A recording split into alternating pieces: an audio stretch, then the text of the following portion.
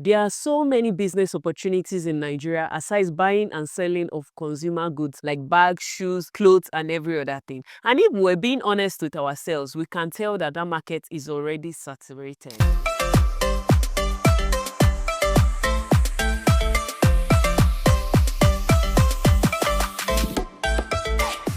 Hello everyone, welcome back to Build with Temi. Thank you guys so much for all the love you keep showing us on all our videos. This is a good time to subscribe if you haven't done that already. I know that today's topic here, some of us might not like it, but it's necessary for us to actually tell ourselves the truth, because what we are trying to do is build successful and purposeful businesses. And if we're trying to achieve that, then it means the steps we must be taking must be very intentional and they must be strategic. I was inspired to talk about this topic because I saw two new plazas opening up in my estate, and all the plazas that have opened up recently and the previous ones, all of them are all selling the same items. They're either selling shoes, bag, clothes, perfumes, hair, or they're selling food or skincare.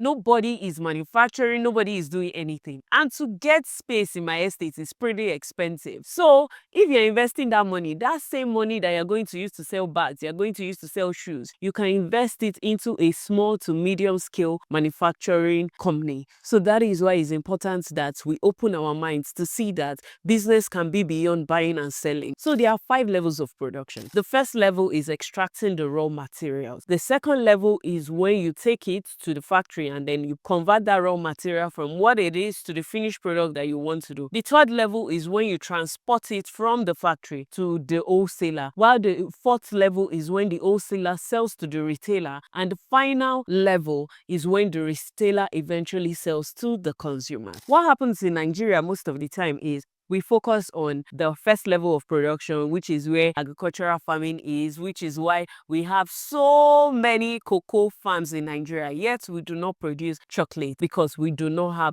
production companies. This second level is almost non-existent. We need more producers in this country. The third level of transporting from the manufacturing office to the wholesaler, it doesn't really happen because most of the time people are importing goods or people are buying goods from external places. So at the end of the day, yes, there's a little bit of transporting, but it's not from the manufacturer. The fourth level of production is when the wholesaler now sells to the retailer, who are the people I'm talking about today. So you can see that there are some levels that you're not playing in. There are 3 levels I have mentioned that you can play in and make a lot of money from. One of the problems we're not having with these levels of production is that because of things like TikTok and so many other things, these manufacturers and wholesalers are now targeting the consumers directly, cutting you off. Can you compete with a manufacturer to sell a bag? You cannot, because the manufacturer is going to sell at cost price. So that is why it's so important that if you're about to start a business and you have some form of capital,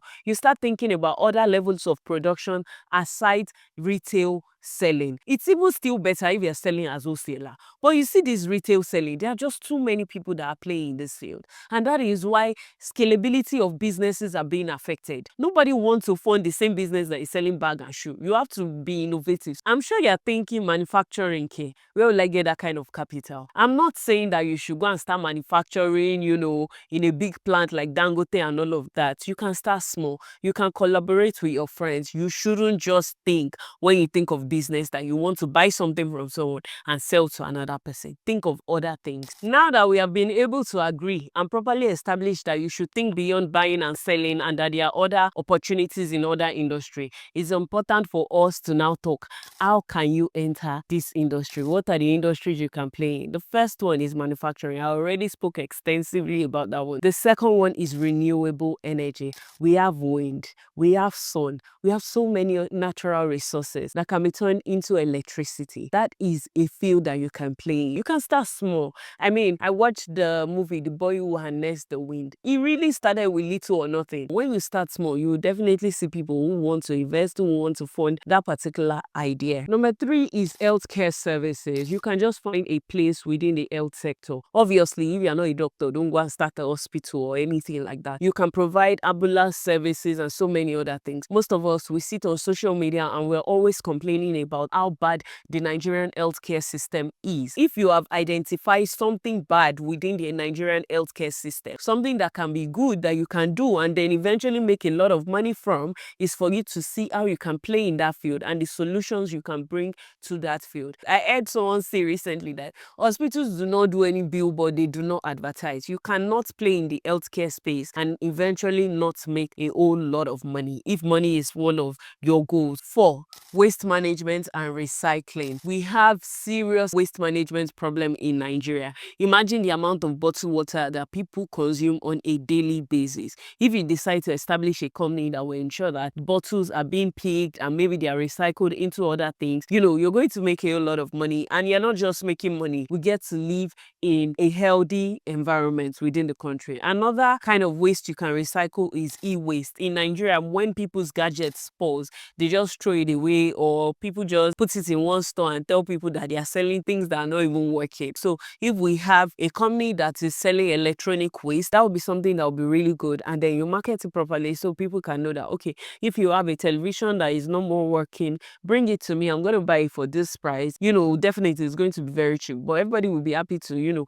this TV that is not working anyways, I could still get something even though it was small. The 5th one is becoming a service provider. Being a service provider, you can play in almost any part of it because business always needs services. So when SMEs are coming up and all of that, they might not be able to employ their own HR, but they need HR services to hire, to, keep the organization together and all of those things. You can set up a company that can provide those services. You can decide to set up an accounting services. But then when you're going into like professions like accounting, law, you have to ensure that you're actually certified to carry out that kind of business. There are so many services businesses need, and then you can play in one of them. These are just a few of the opportunities I have identified and decided to share with you. There are so many opportunities within this environment, especially the Nigerian environment, the African environment. We need to move this country from a consuming economy to a producing economy. And honestly, the government is not going to do that for us. Also, I will say again, the opportunities are endless. There are so many opportunities. There are so many industries. One of the problems is most of these businesses, they are not exciting, they are not sexy. But don't think like that. Think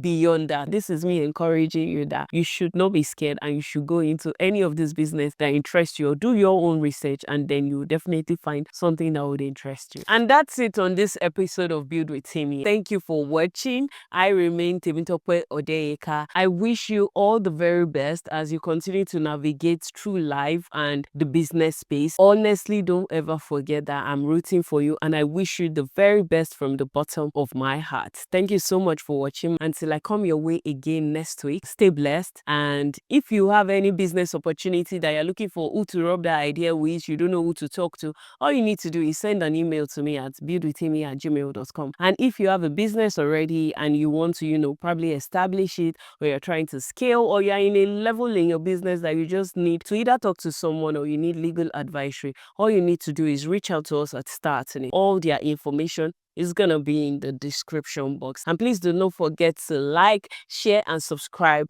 to this channel. Thank you.